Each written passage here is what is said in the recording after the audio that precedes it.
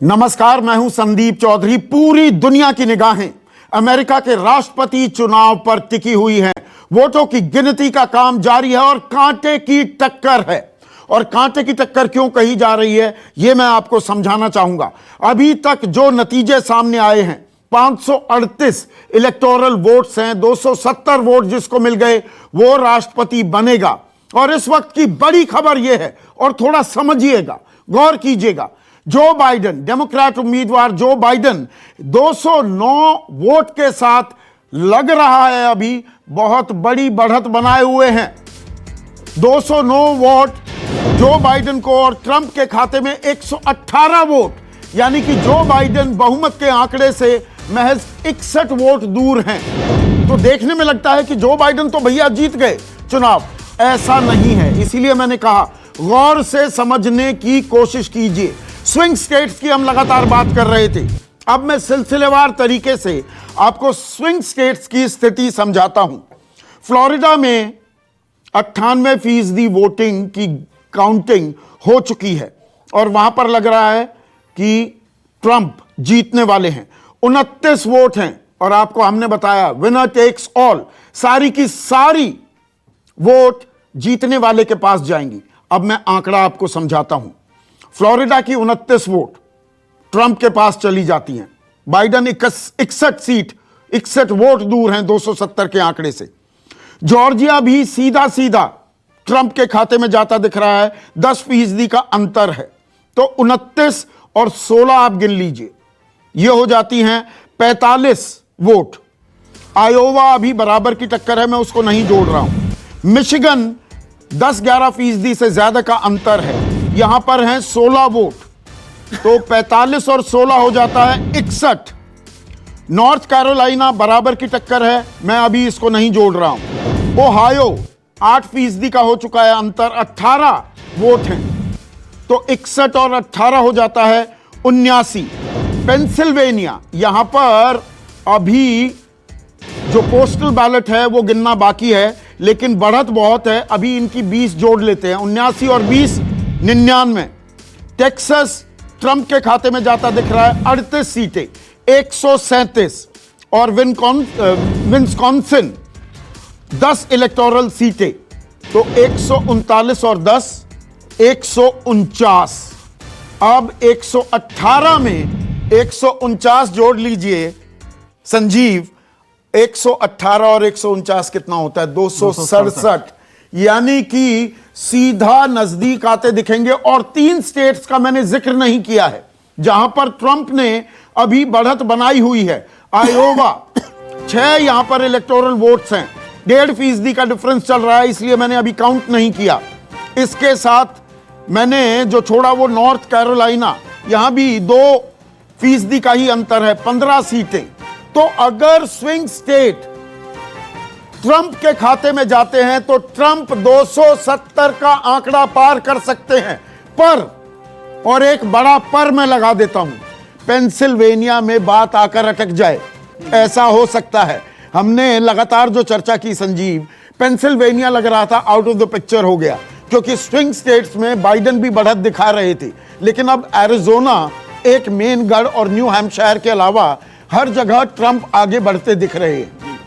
तो Pennsylvania picture में आ सकता है। 270 पेंसिल्वेनिया, 6 नवंबर तक भी वहां पर पोस्टल बैलेट डाले जा सकते हैं।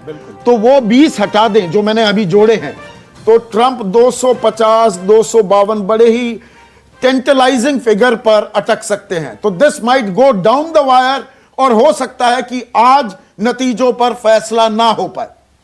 ये संभावना पूरी जताई जा रही है कि आज शायद कोई फैसला नहीं आ पाए संदीप, क्योंकि बताया ये जा रहा है कि दोनों जो कैंडिडेट हैं वो 250 के आसपास पहुंच जाएं। हाँ। और उसके बाद इंतजार किया जाएगा पेंसिल्वेनिया में होता क्या है। हाँ। अब पेंसिल्वेनिया के बारे में जब से हम लोगों ने बातचीत शुरू की थी संदीप, तो पेंसिल्वेनिया की 20 इलेक्टोरल वोट्स के मामले में हमने देखा था कि शुरुआत में जबरदस्त बढ़त थी जो बाइडेन को, वो 80% के आसपास थे, केवल 20% के आसपास ट्रंप को बढ़त थी। लेकिन इस वक्त जब मैं आपसे बात कर रहा हूं तो ट्रंप की बढ़त वहां पर हो चुकी है 14% की। 56% वोट मिल रहे हैं ट्रंप को और 42% वोट ही मिल रहे हैं जो बाइडेन बिल्कुल, को। 14%। ये बड़ा निर्णायक है और 51% वोटों का काउंटिंग हो चुका है। और वोटों की बात की जाए तो 19,23,000 और 14,37,000 यानी कि लगभग 5 लाख वोटों का अंतर है। अभी आधी वोट पर इसमें गिनी जानी पोस्टल बाकी बैलेट, है। हाँ पोस्टल बैलेट अभी गिनी जानी बाकी है, इसीलिए हमें यह लग रहा है कि पोस्टल बैलेट गिनने में एक तो थोड़ा वक्त लगेगा, हो सकता है वो 1 दिन लगे या 2 दिन लगे। तो अगर मामला दोनों कैंडिडेट्स का 250-250 के आसपास पहुंच जाता है और तो ये आखिर के जो 20 वोट हैं ये बहुत महत्वपूर्ण हो जाएंगे पेंसिल्वेनिया का। और इसीलिए कहा जा रहा है कि इस बार चुनाव वही जीतेगा जो पेंसिल्वेनिया जीतेगा। मनीष देखिए, ये घूम फिर कर बात पेंसिल्वेनिया पर आकर अटक गई है। मैंने स्विंग स्टेट्स का पूरा तफसील से ब्यौरा दिया है और इसमें मैं नॉर्थ कैरोलिना और आयोवा को अभी इंक्लूड नहीं कर रहा हूं। आयोवा की 6 और नॉर्थ कैरोलिना की 15 इलेक्टोरल वोट्स हैं। ये अभी टू क्लोज टू कॉल है। बाकी अगर गणित लगाया जाए 267 तक इंक्लूडिंग पेंसिल्वेनिया ट्रंप जा सकते हैं और इनमें से एक भी स्विंग स्टेट उधर आ गया तो 270 का आंकड़ा पार कर लिया। पर पेंसिल्वेनिया में अभी 6 तारीख तक पोस्टल वोट बैलेट डाले जाने बाकी हैं, तो वहां पर अटक गई। पेंसिल्वेनिया पर जो कयास लगाए जा रहे थे, पेंसिल्वेनिया ही डिसाइड करेगा क्या अमेरिका का अगला राष्ट्रपति। आपने बहुत ही बढ़िया विश्लेषण किया है सारे स्विंग स्टेट का। और आपने नॉर्थ कैरोलिना नहीं इंक्लूड किया है, आपने आयोवा नहीं इंक्लूड किया, लेकिन जहाँ तक कि मैंने जो अभी थोड़ी देर पहले उनकी काउंटीज़ का चेक किया है, लग रहा है बहुत ही लग रहा है कि आयोवा रिपब्लिकन के पास जाएगा। पेंसिल्वेनिया में अभी फिलाडेल्फिया, पेंसिल्वेनिया को एक सेकंड, आपने जो ये बात कही, मैंने 267 का आंकड़ा लगाया था इंक्लूडिंग पेंसिल्वेनिया। आप कह रहे हैं आयोवा और नॉर्थ कैरोलिना भी लगता है रिपब्लिकन जाएगा, तो इस 267 में 15 जमा 6 21 सीटें और जोड़ दूं तो ये आंकड़ा 288, इसमें पेंसिल्वेनिया घटा दूं तो 268, यानी कि जादुई आंकड़े से ट्रंप 2 पीछे रह जाएंगे। जी जी जी जी। और अगर पेंसिल्वेनिया अगर देखिए अभी तक तो अभी तक 51% सिर्फ रिपोर्ट हुआ है और उसमें डोनाल्ड ट्रंप तकरीबन 14% से लीड कर रहे हैं। हाँ, जो संजीव बता रहे थे। हाँ जी, लेकिन जो पेंसिल्वेनिया की जो सबसे बड़ी सिटी है फिलाडेल्फिया, जो वहाँ का काउंटिंग अभी तक हुआ नहीं है। जब उस सिटी का काउंटिंग होगा तब जाके पिक्चर क्लियर होगा कि पेंसिल्वेनिया किस तरफ जा रहा है। जिस तरह से राइट्स हुए थे पिछले 4-5 दिनों में फिलाडेल्फिया में, हो सकता है कि फिलाडेल्फिया में मेजॉरिटी वोट्स बाइडेन को मिले, लेकिन वो कितने वोट मिलते हैं बाइडेन को, उस हिसाब से उसके ऊपर पेंसिल्वेनिया डिसाइड होगा। और एक और दिलचस्प चीज निकल कर आ रही है मनीष, देखिए अभी तक पॉपुलर वोट की बात की जाए तो डोनाल्ड ट्रंप आगे चल रहे थे जो बाइडेन से, लेकिन पॉपुलर वोट में अब जो बाइडेन लगभग 1.25% ऊपर हो गए हैं डोनाल्ड ट्रंप से। 49.8% वोट जो बाइडेन के पक्ष में, 48.6% वोट डोनाल्ड ट्रंप के पक्ष में। और हमने दर्शकों को हम लगातार बता रहे हैं, अमेरिका में यह कोई पैमाना नहीं है कि जिसको ज्यादा वोट पड़े वही राष्ट्रपति बने। हिलरी क्लिंटन भी नहीं बन पाई थी पिछली बार। तो पॉपुलर वोट में अब जो बाइडेन आगे हो गए। जी जी, जैसे हिलरी क्लिंटन को 30 लाख से ज्यादा वोट ज्यादा मिले थे डोनाल्ड ट्रंप से। इस वक्त अंदाजा ये है कि जो बाइडेन को तकरीबन 50 से 70 लाख वोट ज्यादा मिलेंगे, लेकिन प्रॉब्लम आके वहीं अटक जाती है पेंसिल्वेनिया पे।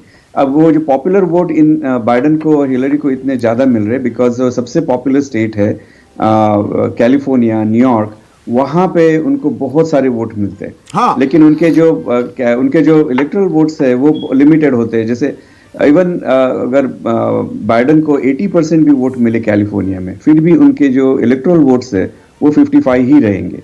उनको 51% भी मिलते तो भी इलेक्टोरल वोट 55% मिलते। इसीलिए पॉपुलर वोट मायने नहीं रखता है यहाँ पे। बहुत अजीब लगता है जब भारत में सुनते हैं इस तरह से। भारतीय दर्शकों को यह समझाने की जरूरत है कि भैया वोट ज्यादा भी पड़ गए और प्रेसिडेंशियल फॉर्म है जी, बिल्कुल सीधी टक्कर है, तो जिसको ज्यादा वोट मिले वो क्यों नहीं बनता राष्ट्रपति। ऐसा नहीं है। ये हमें अपने दर्शकों को भी समझाने की जरूरत है मनीष।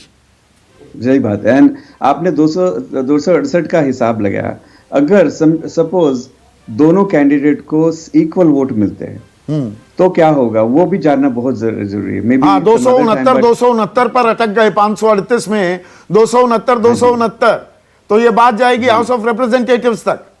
हाउस ऑफ रिप्रेजेंटेटिव पे जाएगी। अगर हाउस ऑफ रिप्रेजेंटेटिव पे जाती है तो रिपब्लिकन पार्टी जीतती है, क्योंकि पूरे स्टेट, पूरे कंट्री में सबसे ज्यादा house of representatives Republican party के पास है। पर उसके लिए 6 जनवरी तक इंतजार करना पड़ेगा, पर जीत निश्चित हो जाएगी 6 जनवरी तक। जी जी जी। पर वो कहने के लिए 6 जनवरी का इंतजार करना होगा। नमस्कार, मैं हूं मानक गुप्ता। अगर आपको हमारा ये वीडियो पसंद आया हो तो इसे लाइक और शेयर जरूर करें, और हां, हमें सब्सक्राइब और फॉलो करना ना भूलें ताकि आप देश और दुनिया की कोई खबर मिस ना करें। तो जुड़े रहिए हमारे साथ और देखते रहिए न्यूज़ 24।